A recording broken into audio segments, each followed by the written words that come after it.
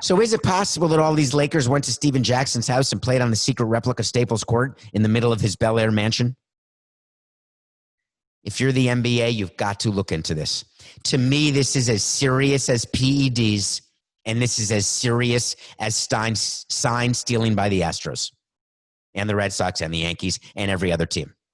Now, before you take this as a bad take, let me explain why it's not.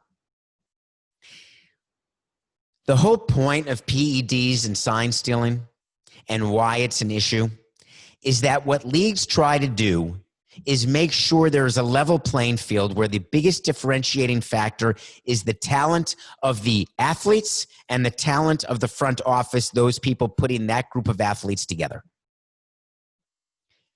When there's quarantine and there's a rule that there will not be anybody working out, that's because there are many players who don't have access to either a Bel Air mansion court. They're not invited by LeBron James. They don't have the ability to have a half court or a full court in their own homes. They don't have the ability to go to a local YMCA and have a key and open the door and start taking shots and having workouts. And certainly they're not taking the chance to actually play as a team and make sure that team chemistry stays the same. Why is this so critical? Because when the NBA starts, there's only going to be, in theory, at best, 8 regular season games, and then right into the playoffs.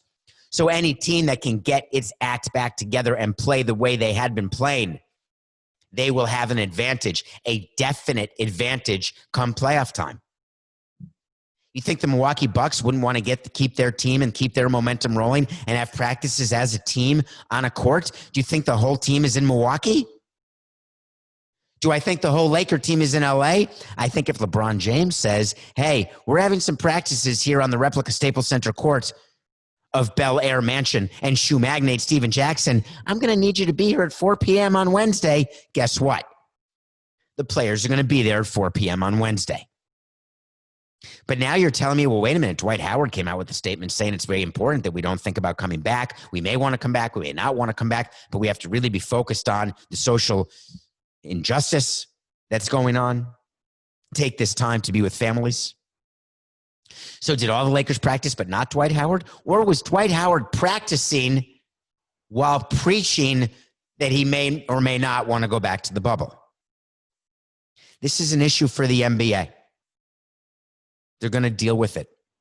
Now, they may deal with it by doing it quietly, not wanting to draw attention to it. But if the Lakers come out and they start winning and winning and winning and the Clippers don't and the Bucks don't, you're going to hear about this again. Mark my words.